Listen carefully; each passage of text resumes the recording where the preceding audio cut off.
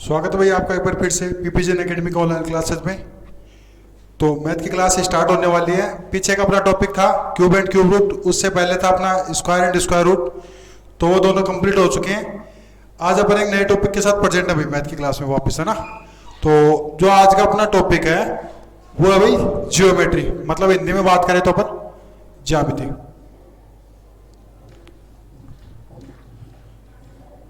Chapter बहुत ही बढ़िया है और समझने लायक है। एक बार समझ जाओगे लाइफ में कभी नहीं भूलोगे, इतने तो आपको करनी पड़ेगी मेहनत, है ना। और दूसरी बात, ये क्लास 6 में भी है और 9th में भी है, और जैसे सैनिक हो गई, मिलिट्री हो गई, नवोदय हो गई, तीनों क्लासों में अवेलेबल है। और चाहे हिंदी मीडियम हो चाहे इंग्लिश मीडियम हो, है ना, तो दोनों के लिए यूजफुल है। अगर वीडियो अच्छा लगे तो भाई चैनल को सब्सक्राइब कर ले और वीडियो को लाइक करें और ज़्यादा से ज़्यादा क्या करें भाई शेयर करें ना। तो स्टार्ट करते हैं आज की अपनी क्लास। तो जियोमेट्री जब स्टार्ट हुई थी तो पहले अपन ने पहले बात करी थी पॉइंट की। सबसे पहली बात आती है पॉइंट की, आती है भाई। पॉइंट को कहते हैं अपन बिंदु। बिंदु के बारे में ही बात करते हैं पहले। किसके बारे में? बिंदु के बारे में। तो बिंदु होता क्या है, पॉइंट को किस प्रकार से अपन डिफाइन कर सकते हैं, किस प्रकार की उसकी शेप होती है, उसके बारे में जानते हैं। तो भाई देखो, पॉइंट, ये क्या एक पॉइंट है, ये एक पॉइंट है, ये एक पॉइंट है। इसको अपन पॉइंट कहेंगे। क्यों कहेंगे? पॉइंट एक ऐसी शेप होती है जिसमें न तो लेंथ होती है न उसकी ब्रीथ होती है और ना ही उसकी क्या होती है, हाइट। मतलब ये तीनों चीजें ही अपन क्या नहीं कर सकते, माप नहीं सकते, उसको मेजर नहीं कर सकते। ऐसी शेप को measure, not measure, not measure. मतलब एक ऐसी शेप जिसके अपन ना तो लेंथ ना ब्रीथ ना हाइट, तीनों ही नहीं मेजर कर सकते, वो शेप कौन सी होती है? पॉइंट होती है, जिसको अपन क्या कहते हैं, बिंदु कहते हैं। तो एक ऐसी आकृति जिसकी लंबाई, चौड़ाई और ऊंचाई का मापन संभव नहीं हो, उसी को अपन क्या कहेंगे, बिंदु कहेंगे। तो a shape which length breadth and height is not measured then it is called, क्या कहेंगे अपन, उसको पॉइंट कहेंगे। तो समझ में आ गया होगा। तो आप इसके चाहे लैंग्वेज में लिखना चाहो तो लिख सकते हो भाई। देखो डायग्राम आपके सामने है, एक बार देख ही लो। जैसे मान लो इसकी पता है आपको कितनी लेंथ होगी, लेंथ इस तरीके से, ब्रीथ इस तरीके से, हाइट इस तरीके से। तो इसको तो तीनों ही मेजर नहीं कर सकते, तीनों को अपन माप नहीं सकते, तो इसको अपन क्या कहेंगे, पॉइंट कहेंगे। तो जियोमेट्री स्टार्ट होती है अपने पॉइंट से ही। तो पॉइंट्स में लिख ले भाई, पॉइंट के अंदर थोड़ा सा लिख ले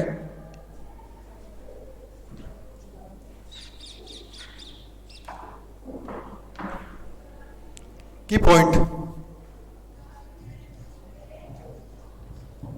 जिसको अपन हिंदी में कहते हैं बिंदु कहते हैं ना। तो ए फिगर, या फिर क्या कह सकते हैं, a figure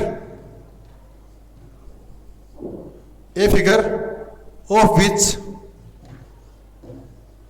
which length breadth and height is not measured, then it is called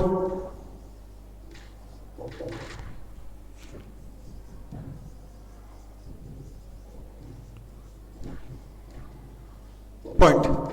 तो मैंने जो बताया वही लिखा है, कोई वो घबराने वाली बात नहीं है। ये लिखा है मैंने, एक फिगर, एक आकृति होगी, ऑफ विच लेंथ, उसकी लेंथ, ब्रीथ और हाइट, तीनों को ही अपन मेजर्ड, मतलब मेजर्ड का मतलब होता है मापना, तीनों को ही नहीं माप सकते, then it is called a point. तो उसी को अपन क्या कहेंगे, बिंदु कहेंगे। सही है भाई। तो ये आपने नोट कर लिया होगा कि a figure of which length breadth and height can not be measured then it is called a point. उसके बाद बात करें अपन, देखो इसके बाद में ज्योमेट्री में आती है लाइन, आती है। क्या आती है? लाइन।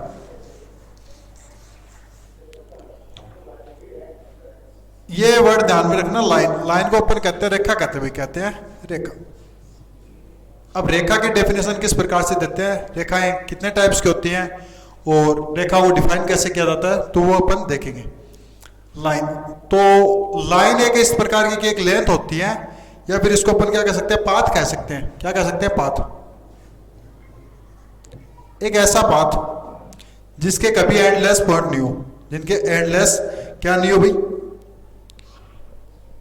एंडलेस। एंडलेस का मतलब होगा कि उनके कभी भी अंतिम सिरे नहीं आएंगे। जैसे मैंने एक डायग्राम बना दिया इस तरीके से, ये कोई पाथ है, ठीक है, और ये इस तरीके का कोई पाथ है, कोई रास्ता है जिसका कभी एंडलेस, एंडलेस का मतलब होता है, एक वर्ड आता है एंडलेस। जब भी लाइन की बात होगी तो एंडलेस आएगा। एंडलेस का मतलब भाई अंतिम सिरा, अंतिम किनारा। तो एक ऐसा रास्ता या फिर एक ऐसी लंबाई जिसका कभी भी कोई अंतिम सिरा नहीं होता, तो उसी को अपन क्या कहते हैं, लाइन कहते हैं। क्या कहते हैं, लाइन। अब देखें भाई, जैसे इसके एरो लग गया, इसके एरो लग गया, और यहाँ पे ए पॉइंट हो गया, ये भी दे दिया। इसका मतलब ये होता है कि जो लाइन होती है ना वो अपनी, वो कभी भी खत्म नहीं होती। अपन चाहे उतना बढ़ा सकते हैं। ये जैसे राइट हैंड साइड है इसकी, तो इसको मैं आगे यहाँ तक बढ़ा सकता हूँ, और इससे आगे चाहूँ तो बढ़ा सकता हूँ। इस वाली को इस साइड में बढ़ा सकता हूँ, जितना चाहूँ उतना बढ़ा सकता हूँ। कभी भी एंड, मतलब इनका कभी एंड ही नहीं आएगा। तो उन्हीं को क्या कहेंगे अपन, लाइन कहेंगे। क्या कहेंगे, लाइन, मतलब रेखा कहेंगे। तो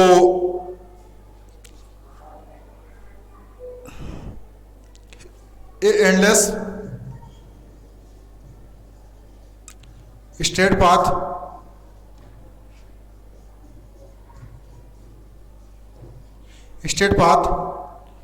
in both direction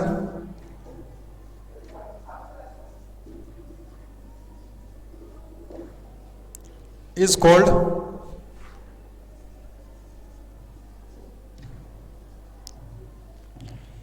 मतलब एक स्ट्रेट पाथ, एक सीधा पथ होगा, एक सीधा मार्ग होगा जो एंडलेस होगा, जिसके कोई दो अंतिम किनारे नहीं होंगे, और इन बोथ डायरेक्शन, दोनों डायरेक्शन में, एक तो ये साइड होगी और एक ये साइड होगी। हम चाहे इतना बढ़ा सकते हैं।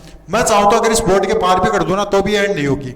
चाहो आप इतने दूर लेके जा सकते हो दोनों साइड में। ये एरो लगा है, इसका मतलब ये इस साइड में चल रहा है, और इधर लगा है, इसका मतलब ये इस साइड में चल रहा है। तो दोनों बोथ डायरेक्शन में होता है, बोथ डायरेक्शन में होता है, और एंडलेस होता है। इसका कोई भी अंतिम किनारा नहीं होता कि अपन ये नहीं कर सकते कि यहाँ जाके स्टॉप होगी, कि ये यहाँ जाके स्टॉप होगी। स्टॉप नहीं होगी, ये कंटिन्यू चलती रहती हो, तो उसी को अपन क्या कहते हैं, लाइन कहते हैं। इनको चाहे उतना बढ़ा सकते हैं, और दोनों डायरेक्शन में, नोट की एक वन डायरेक्शन में, चाहे तो इस साइड में बढ़ा लो, चाहे अपन इस साइड में बढ़ा लो, तो वो क्या हो जाती है भाई, लाइन कहलाती है। तो endless straight path in both direction is called A line. उसके बाद देखो,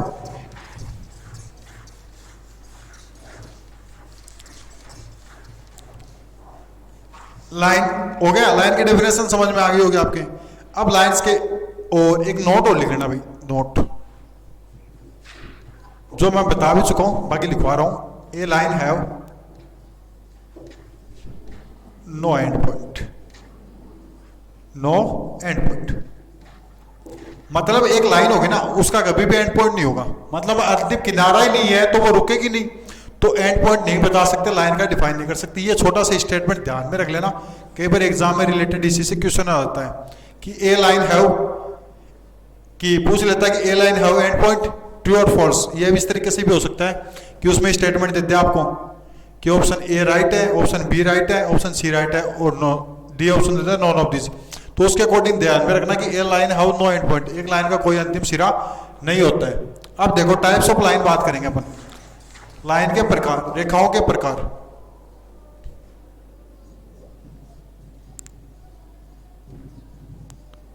टाइप्स ऑफ लाइन। अब देखो लाइन में अपन बात करें तो पहले बात करेंगे अपन इंटरसेक्टिंग लाइंस की। किसकी भाई, इंटरसेक्टिंग लाइंस की। अब देखो पहला इंटरसेक्टिंग,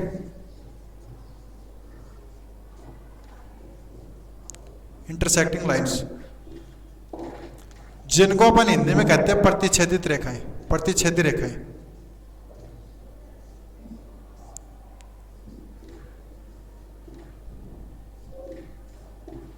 प्रतिच्छेदी रेखाएं, ठीक है। अब ये नाम से स्पष्ट हो रहा है प्रतिच्छेदी। प्रति का मतलब होता है एक दूसरा, प्रति का मतलब होता है एक दूसरा, और छेद का मतलब छेद करना। तो एक दूसरे में छेद करना रेखाएं, जब दो रेखाएं एक दूसरे को छेद करते हैं, एक दूसरे को काटती हैं, तो वो कौन सी रेखाएं होती है, प्रतिच्छेदी रेखाएं। इंटरसेक्ट, इंटर का मतलब अंत है, सेट का मतलब काटना, इंटरसेक्ट का मतलब हो गया विभाजित करना, इंटरसेक्ट का मतलब हो गया विभाजित करना। लाइंस, दो लाइंस होंगी जो आपस में एक दूसरे को इंटरसेक्ट करेंगी, तो कौन सी लाइन हो जाएंगी, इंटरसेक्टिंग लाइंस। अब होता कैसे, जैसे ये लाइन चल रही थी, इस तरीके से।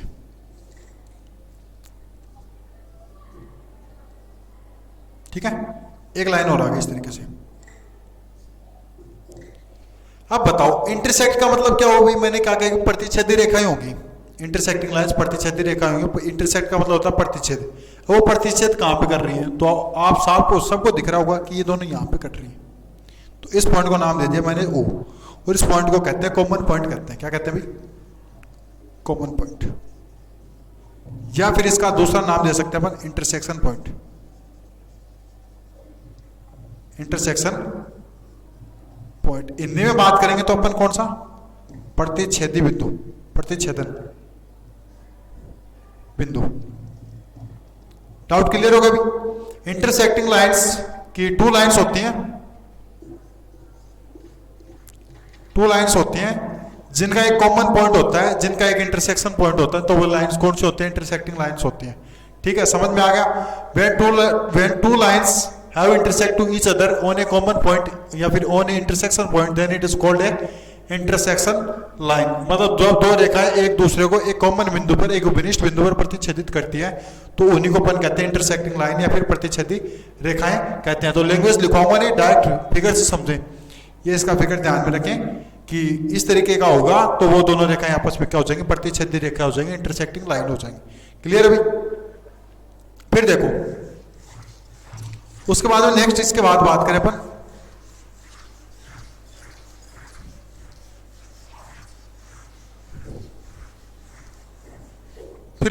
पैरेलल लाइंस की।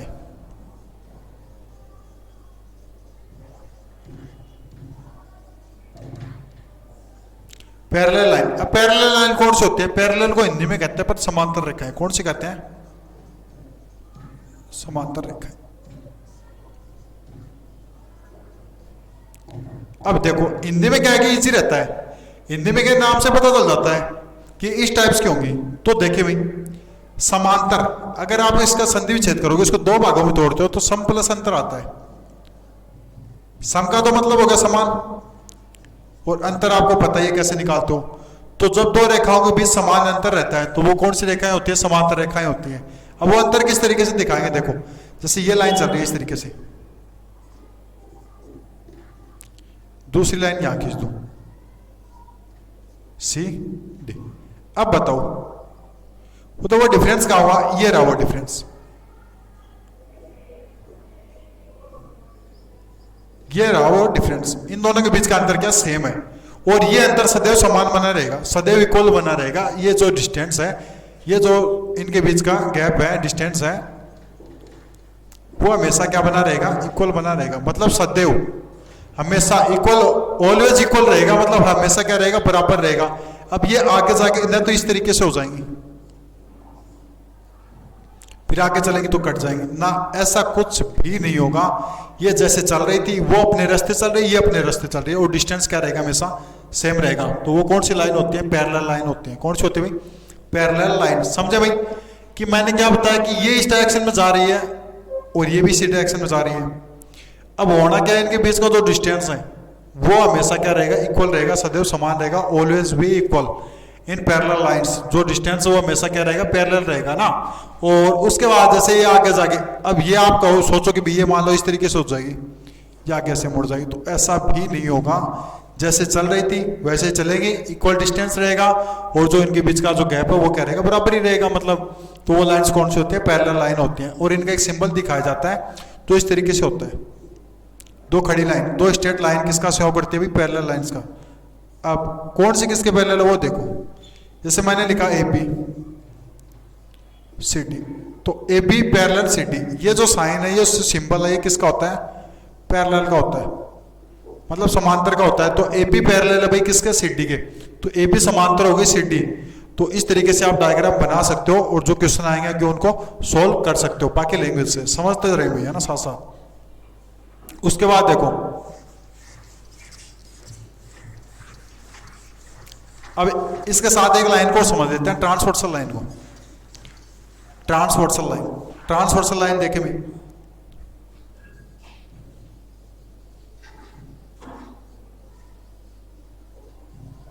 ट्रांसवर्सल लाइन को अपन कहते हैं तिर्यक रेखा। कौन सी रेखा भाई? तिर्यक रेखा। तिर्यक का मतलब क्या होता है भाई? टेढ़ा होता है, जो टेढ़ी रहेगी। देखो हिंदी वालों के लिए क्या रहेगा, इजी रहेगा काम। तिर्यक का मतलब होता है भाई टेढ़ा, तो टेढ़ी रेखा होगी ना वो तिर्यक रेखा होगी, मतलब ट्रांसवर्सल लाइन होगी। कैसे शो करेंगे वो देखो, जैसे ये लाइन चल रही थी इस तरीके से, ठीक है, ए बी होगी, ये होगी मेरी सी डी। अब तीसरी लाइन आ जाए इस तरीके से, तीसरी लाइन आ जाए इस तरीके से, इसका मतलब क्या हुआ भाई? जब एक ऐसी लाइन जो टू पैरेलल लाइंस है उनको दो इनिशियल या फिर सर्टेन पॉइंट पे काटे, तो सर्टेन इनिशियल पॉइंट कौन सा हो गया? एक तो ये हो गया और ये हो गया, ठीक है।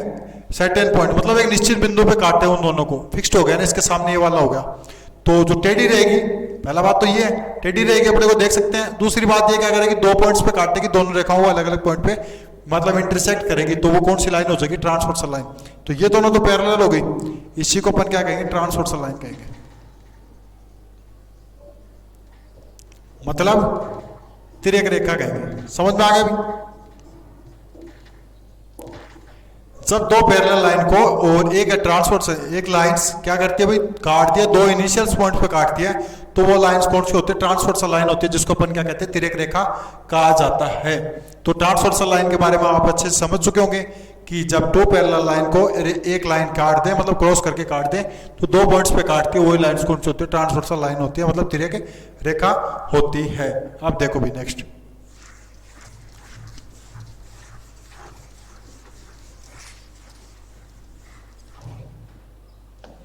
हो गई। फिर आगे देखो कॉन्करेंट लाइन। कॉन्करेंट कौन सी होती है?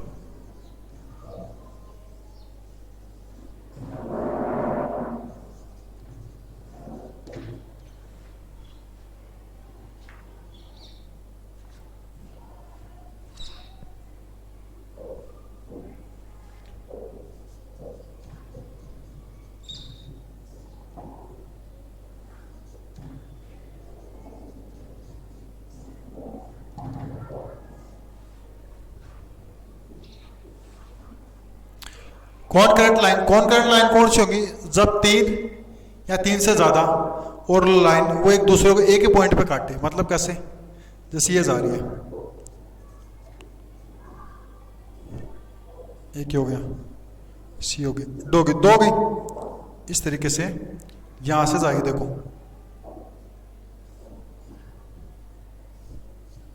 ठीक है, तीन हो गई, इसको नाम दे दिया मैंने ई एफ और इसको दे दिया ओ। संगामी को दो भागों में तोड़ोगे, सम प्लस गामी।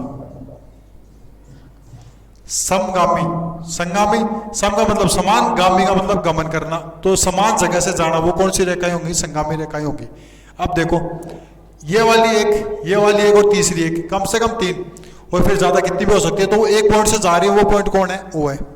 मतलब ये सारी आपस में इंटरसेक्ट कर रही है, एक ही पॉइंट ओ पे कर रही है, तो वो कौन सी लाइन होती है? Concurrent line. तो फर्क है थोड़ों में, एक तो इंटरसेक्टिंग में और कॉन्करेंट में थोड़ा सा डिफरेंस सेम है। क्या भाई? उसमें दो लाइन्स होती है, इसमें क्या तीन भी हो सकती है, दो वाले को अपन कह सकते हैं कॉन्करेंट कह सकते हैं। और कॉन्करेंट का मतलब संगामी रेखाएं होती हैं जो एक ही दिशा से जाए, मतलब एक ही जगह से जाए, एक ही जगह पे इंटरसेक्ट करे, वो कौन सी हो जाएंगी? कॉन्करेंट लाइन हो जाती है। उसके बाद देखो भाई हो गई। तो ये थे भाई लाइंस के कुछ टाइप, है ना? समझ में आ गया होगा भाई। मैंने कौन कौन सी बताई हैं? मैंने आपको ये बताया कि मतलब एक तो पॉइंट के बारे में बता दिया, थोड़ा रिवीजन कर लेते हैं। पर पॉइंट के बारे में मैंने क्या बताया था कि पॉइंट है ना, एक ऐसा फिगर होता है जिसकी ना तो लेंथ ना ब्रीथ ना हाइट, तीनों ही अपन मेजर नहीं कर सकते, मतलब कैन नॉट बी मेजर्ड। उसके बाद बात करी थी मैंने लाइंस की, लाइन में पहले बात करी थी रेखा की। तो रेखा को मैंने क्या कहा था कि एक ऐसा एंडलेस स्ट्रेट पाथ होता है जो बोथ डायरेक्शन में होता है, ठीक है। एंडलेस का मतलब जिसका कोई अंतिम किनारा नहीं होता है, मतलब a line have no end point, एक रेखा का कोई अंतिम बिंदु नहीं होता है। फिर बात करी थी मैंने भाई किसकी? Intersecting line. जब two lines intersect to each other and a common point, when common point name is called intersecting point, उसको अपन क्या कह सकते हैं? इंटरसेक्टिंग पॉइंट नाम दिया जाता है ना, प्रतिच्छेदन बिंदु नाम दिया जाता है, तो उन्हीं को अपन क्या कहते हैं? ट्रांसवर्सल नहीं, इंटरसेक्टिंग लाइन कहते हैं, प्रतिच्छेदी रेखा कहते हैं। अब उनसे ही रिलेटेड अपनी आती है पैरेलल लाइन आती है। पैरेलल लाइन का मतलब समांतर रेखाएं। अब एक डायरेक्शन में चल रही थी, एक two lines have equal distance from each other, मतलब एक दूसरे से समान डिस्टेंस रहे, इक्वल डिस्टेंस रहे, वो लाइन्स कौन सी होती है? पैरेलल लाइन होती है। All clear? उसके बाद में बात करी थी अपन ने ट्रांसवर्सल लाइन की। ट्रांसवर्सल को बोलते हैं तिर्यक रेखा, जो ऊपर से आती है, टेढ़े आती है, जो टू लाइन्स जो पैरेलल है उनको दो इनिशियल पॉइंट पे इंटरसेक्ट करती हैं, वो लाइन कौन सी होती है? ट्रांसवर्सल लाइन होती है। उसके बाद बात करी थी कॉन्करेंट लाइन की। तो कॉन्करेंट लाइन कौन सी होती है? जब थ्री और more lines have been gone from a same point, जिसको अपन कहते हैं को कॉमन पॉइंट कहते हैं। इस तरीके से हो जाएंगे तो वो कॉन्करेंट लाइन हो जाएंगे, मतलब संगामी रेखाएं हो जाती हैं। ठीक है भाई, क्लियर है? All clear? उसके बाद देखो भाई, लाइन का हो चुका अपना, लाइन का कंप्लीट है। अब लाइन से देखो एंगल कौन कौन से बनते हैं, वो देखो। लाइन से एंगल,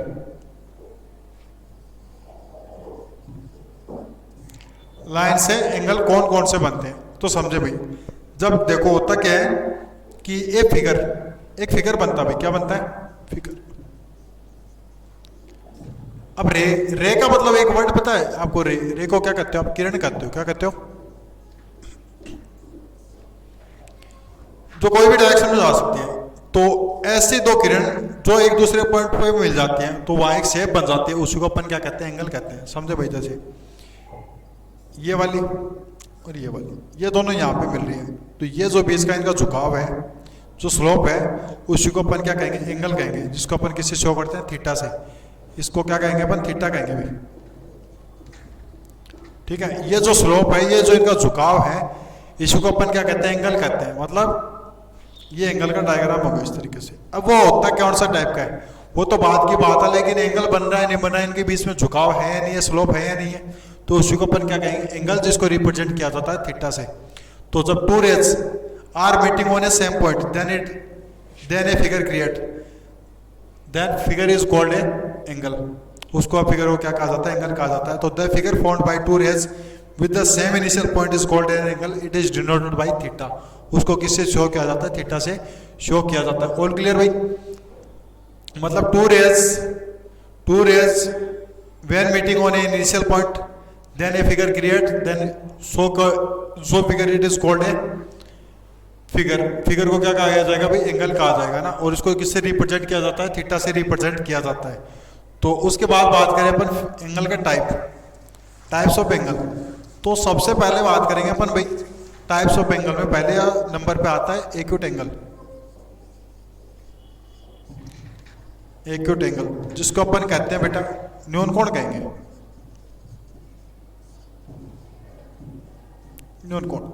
अब एक्यूट एंगल के बारे में क्या डिफाइन करोगे आप? तो देखो भाई, चलो बन गया एंगल, तो बन गया। अब वो एंगल एक्यूट एंगल कब होगा? अब नाम देखो एक्यूट, तो हंसना मत भाई, एक नॉर्मल सी बात बता रहा हूँ। एक्यूट क्यूट कौन होता है भाई? छोटा बच्चा होता है। कौन होता है? छोटा बच्चा। तो एक्यूट का मतलब न्यून का मतलब छोटा। जो सबसे छोटा होगा वो कौन सा होगा? एक्यूट एंगल होगा। मतलब वो एंगल जो छोटा होगा उसी को अपन क्या कहेंगे? Acute angle. अब वो छोटा कितने से होगा वो मैटर है। इस तरीके से देखो कि इसके लिए एक लिमिट लगाते हैं, 0 से तो बड़ा वो एंगल, मतलब थीटा, और 90 से क्या रहेगा? छोटा। ये छोटा सा स्टेटमेंट ध्यान में रख लें कि जो थीटा की वैल्यू है वो 0 से तो बड़ी होगी और 90 से क्या होगी? छोटी। 90 से क्या हो जाएगी? छोटी। तो वो एंगल कौन सी श्रेणी में माना जाएगा? एक्यूट एंगल में माना जाता है।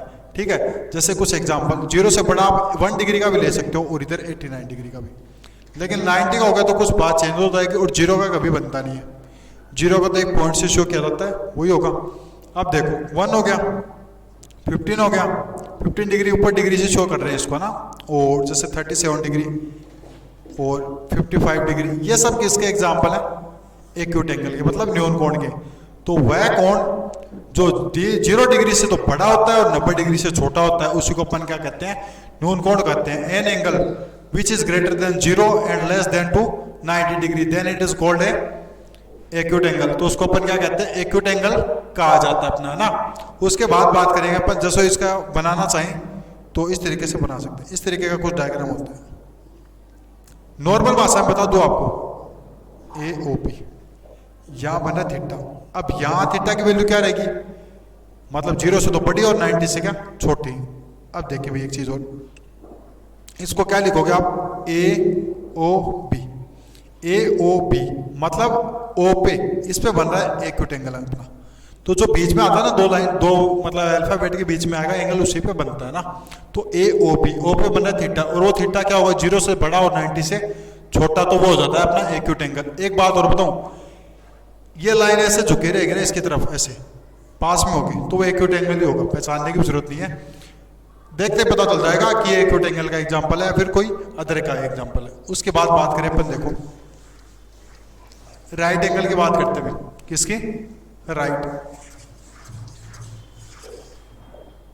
एंगल।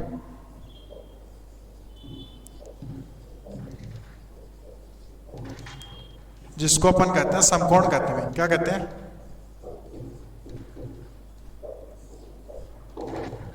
समकोण।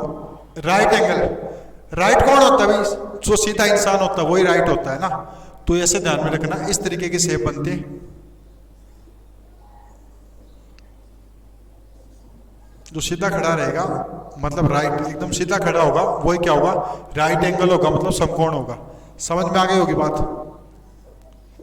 तो इसमें एक ही फिक्स वैल्यू होती है, 90 डिग्री होती है। कितनी होती है, 90 degree. An angle whose value is always 90 degree, then it is called a right angle.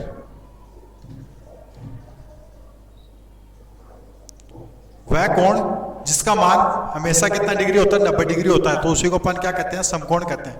समझ में आ गया होगा। डायग्राम कुछ इस तरीके का बनेगा, तो अपन क्या लिख सकते हैं, थीटा इक्वल 90 डिग्री। सीधा सीधा एक ही वैल्यू ध्यान में रखनी है, 90 डिग्री के कोण को क्या कहते हैं, समकोण कहते हैं। 90 degree is called A right angle. Clear है भाई, सबसे इजी है। अब इसी से देखो, अब मैं बताता हूं आपको एक्यूट एंगल की बात, इसी से समझे। जो जो ये लाइन जो जो इधर झुकेगी ना, 90 से इधर झुकेगी इस साइड में, तो एक्यूट एंगल बनते जाएंगे। कौन से एंगल बन जाएंगे, एक्यूट एंगल। अब फिर बात करेंगे ऑब्ट्यूज एंगल की। तो ऑब्ट्यूज, जब ये लाइन, ये वाली लाइन इस लाइन से दूर होती जाएगी, मतलब इस साइड में झुकती जाएगी, तब बनेगा ऑब्ट्यूज एंगल। ठीक है, आप प्रोडक्टर में देख सकते हो, चंदे में देख सकते हो आप कि मतलब इधर 9 बीच में सेंटर में 90 होता है, इधर 0 होता है, सॉरी हाँ 180 होता है। फिर इधर से चलता है 0 1 2 3 4 5, इधर से चलेगा 90 पे आएगा, 90 से कहाँ आ जाएगा, 180 पे आ जाता है वापस। मतलब एक स्ट्रेट लाइन हमेशा कितने डिग्री का एंगल बनाती है, 180 डिग्री का ही बनाती है। तो क्लियर है भाई कि जो 90 डिग्री का एंगल होता है उसको अपन क्या कहते हैं भाई, राइट एंगल कहा जाता है। तो समझ में आ गया होगा आपको अच्छे से। उसके बाद देखो अपन बात करें थर्ड एंगल की। तो थर्ड एंगल अपना आता है ऑब्ट्यूज एंगल।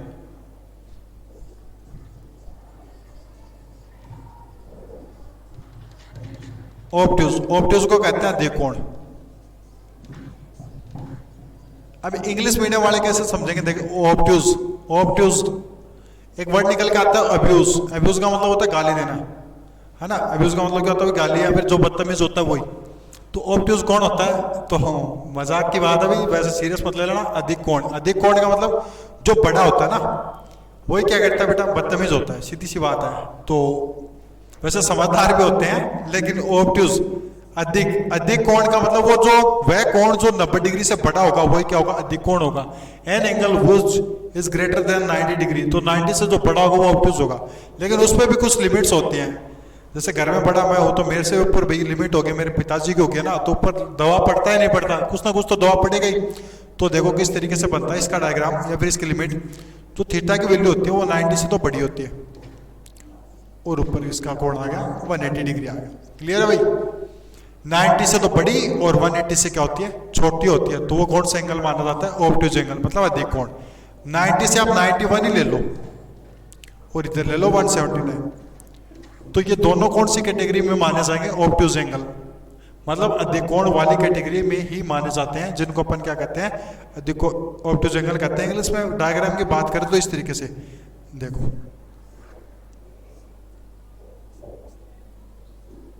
ये बन गया मान लो 120 डिग्री, तो 90 से तो बड़ा हो गया। अब एक बात, तो ये वाली लाइन इस लाइन से दूर होती है, नहीं जा रही है, नहीं जा रही। तो डायग्राम अगर यहाँ पे मैं नहीं भी बोलो ना तो भी आप देख के बता सकते हो कि कौन सी शेप का है, ये एक्यूट का है, राइट का है, ऑब्ट्यूज का है। तो ये दूर होती जा रही है, इसका मतलब भाई क्या है, ऑब्ट्यूज ही है, अधिकोण है। ये गैप देखो, ये वाला गैप, ये बड़ा हो गया नहीं होगा। इस तरीके का ध्यान में रखो 90 वाले का, ठीक है। ये तो क्या है 90 का। अब ये जिससे दूर होता जाएगा, मतलब ये गैप बढ़ रहा है तो ऑब्ट्यूज एंगल शो कर रहा है। अब ये इधर झुक जाएगा, इस लाइन के इधर आ जाता है, मान लो इधर आ जाता है, तो गैप कम हो गया, है ना। तो उसी को अपन कहते हैं एक्यूट एंगल कहते हैं, मतलब न्यून कोण कहा जाता है ना। तो लिमिट ध्यान में रखना, 90 से बड़ा होता है और 180 से क्या होता है, छोटा होता है। उसके बाद बात करें अपन स्ट्रेट एंगल, किसकी बात करें बेटा, स्ट्रेट एंगल। तो स्ट्रेट एंगल बहुत ईजी है, स्ट्रेट एंगल को कहा जाता है सरल कोण। स्ट्रेट एंगल जिसको हिंदी में बात करें तो सरल कोण कहते हैं। इसकी वैल्यू हमेशा 180 डिग्री होती है, मतलब इस तरीके से।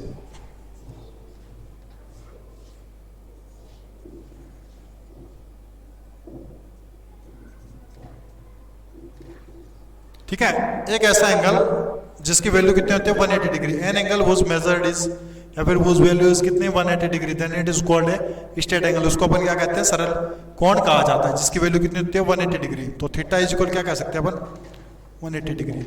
अब एक नोट, छोटा सा नोट ये है कि वन स्ट्रेट एंगल